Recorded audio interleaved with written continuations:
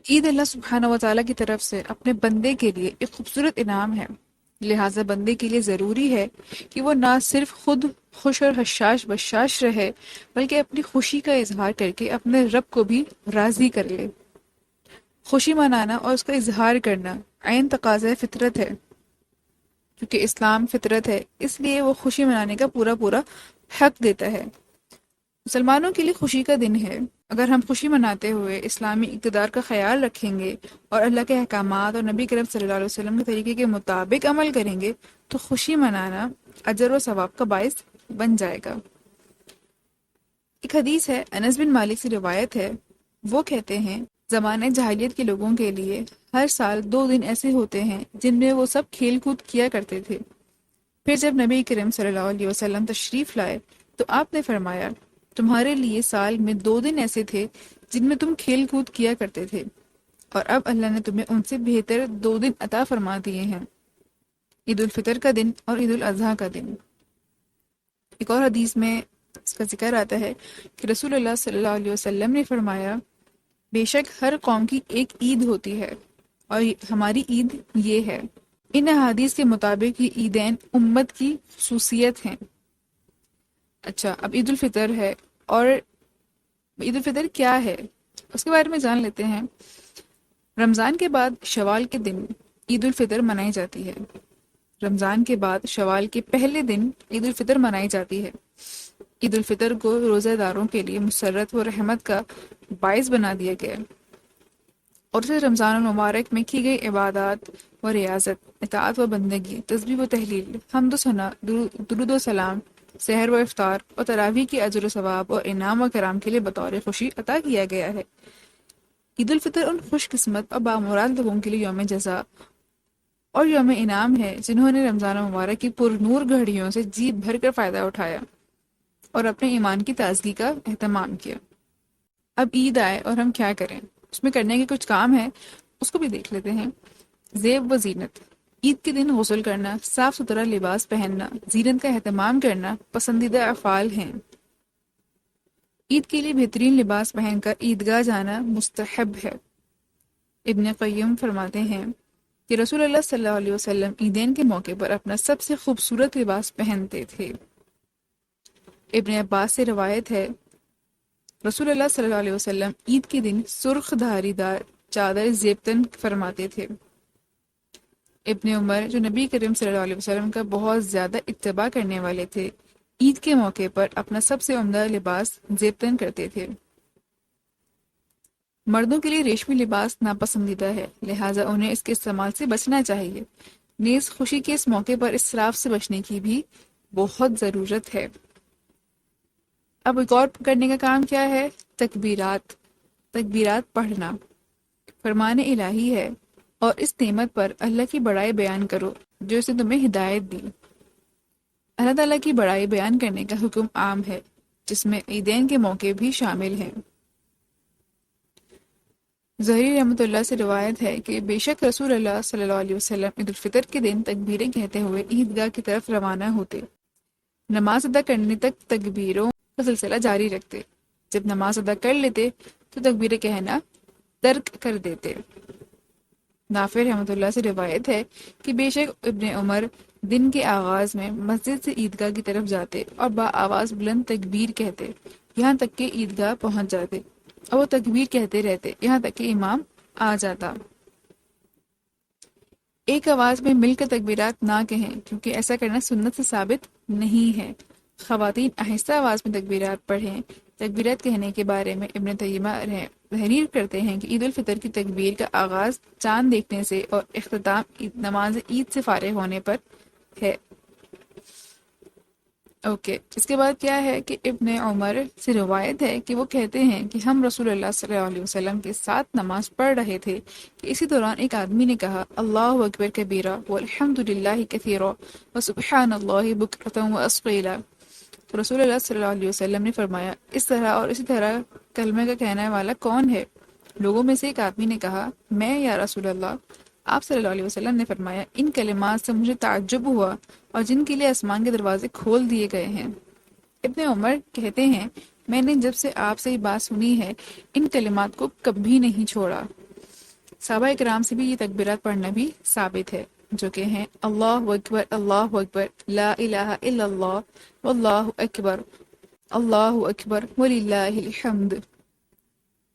فطرانہ، ابن عباس سے روایت ہے، وہ کہتے ہیں کہ رسول اللہ صلی اللہ علیہ وسلم نے صدقہ فطر کو فرض قرار دیا تاکہ روزے کے لیے بےہودہ اقوال و افعال سے پاکیزگی ہو جائے اور مسکینوں کو کھانا حاصل ہو۔ جس نے اس صدقہ فطر کو نماز عید سے پہلے پہلے ادا کر دیا تو یہ ایسی زکوٰۃ ہے جو قبول کر لی گئی، اور جس نے اسے نماز کے بعد ادا کیا تو یہ عام صدقات میں سے ایک صدقہ مانا جائے گا۔ لہٰذا گھر کے تمام زیر کفالت افراد، ملازمین اور بچوں کی طرف سے عید الفطر کی نماز عید سے پہلے صدقہ فطر ادا کرنا بہتر ہے۔ نافع رحمۃ اللہ سے روایت ہے کہ عبداللہ بن عمر عید الفطر سے 2-3 دن پہلے صدقہ فطر اس شخص کے پاس بھیج دیا کرتے جس کے پاس وہ جمع ہوتا۔ آپ صلی اللہ علیہ وسلم نے فطرانے کی مقدار کھجور یا جو کا 1 صاع مقرر کیا، جو آج کے لیے تقریباً 2.5 کلو کے برابر ہے۔ نماز سے قبل میٹھا کھانا۔ عید الفطر کی نماز کے لیے جانے سے پہلے میٹھا کھانا مسنون ہے۔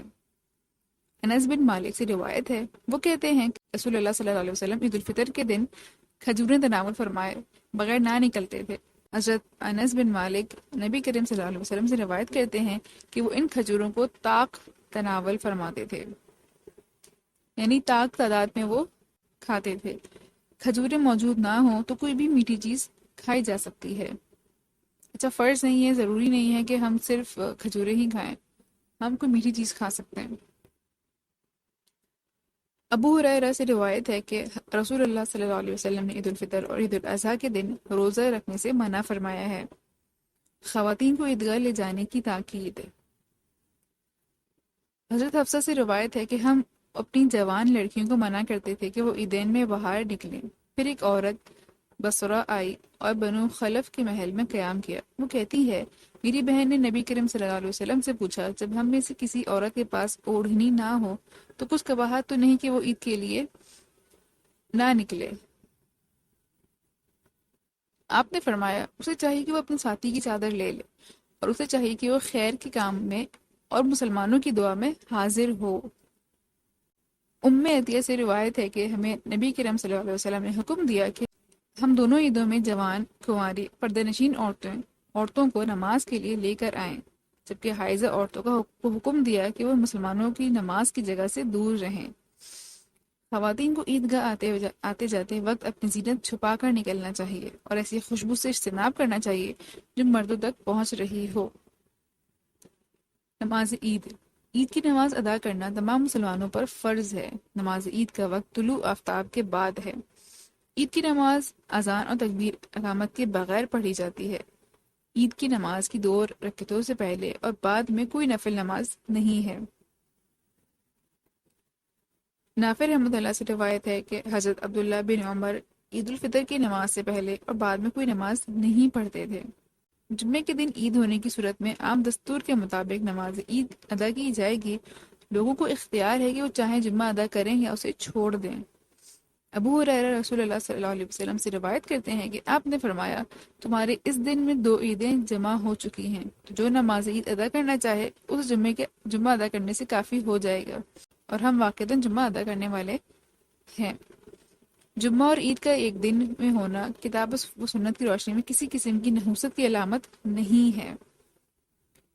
خطبہ عید، نماز کے بعد خطبہ دیا جاتا ہے، اور عید کا خطبہ ممبر پر نہیں ہوتا، کیونکہ آپ صلی اللہ علیہ وسلم نے عید کا خطبہ ممبر پر نہیں دیا۔ خطبے کے وقت خاموشی اختیار کی جائے۔ راستہ تبدیل کرنا، عید کی نماز کے لیے ایک راستے سے جانا اور دوسرے سے واپس آنا مسنون ہے۔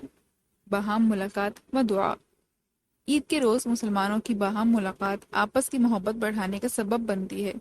صحابہ کرام اس ملاقات میں ایک دوسرے کو مندرجہ ذیل دعا دیا کرتے تھے: تقبل اللہ منا و منکم، اللہ ہم سے اور آپ سے عبادت قبول فرمائے۔ خوشی منانا، حضرت عائشہ فرماتی ہیں، حبشی عید کے دن مسجدوں میں نیزوں سے کھیل دکھا رہے تھے، تو رسول اللہ صلی اللہ علیہ وسلم نے مجھے بلایا، میں نے آپ کے شانے پر سر رکھا اور ان کا کھیل دیکھنے لگی۔ یہاں تک کہ میں ہی دیکھنے سے بیزار ہو گئی۔ حضرت عائشہ سے روایت ہے، وہ کہتی ہیں کہ میرے پاس انصار ہی کم سن بچیوں میں دو بچیاں یوم بعث کے اشعار میں سے کچھ گا رہی تھیں جو انصار کے مشہور تھے، کہ اتنے میں ابو بکر تشریف لائے۔ حضرت عائشہ کہتی ہیں حالانکہ وہ دونوں بچیاں پیشہ ور گانے والی نہیں تھیں، چنانچہ ابو بکر نے کہا کیا رسول اللہ صلی اللہ علیہ وسلم کے گھر میں شیطان کی بانسریاں؟ یہ عید کا دن تھا تو رسول اللہ صلی اللہ علیہ وسلم نے فرمایا اے ابو بکر، بے شک ہر قوم کی عید کا ایک دن ہوتا ہے اور یہ ہماری عید کا دن ہے۔ گویا عید کے روز خوشی کے جذبات کا اظہار کرنے کے لیے ہلکے پھلکے کھیل کھیلنا یا مناسب اشعار پڑھنا جائز ہے۔ اب آتا ہے آخر میں شوال کے روزے۔ ابو ایوب انصاری سے روایت ہے کہ رسول اللہ صلی اللہ علیہ وسلم نے فرمایا جس نے رمضان کے روزے رکھے پھر شوال کے مہینے میں 6 روزے رکھے تو یہ پورا سال مسلسل روزے رکھنے کی طرح ہو جائے گا۔ یہ روزے عید کے بعد ماہ شوال کے آغاز میں یا تاخیر کے ساتھ مسلسل یا الگ الگ دونوں طرح سے رکھے جا سکتے ہیں، البتہ عید کے فوراً بعد بے درپے رکھنا افضل ہے۔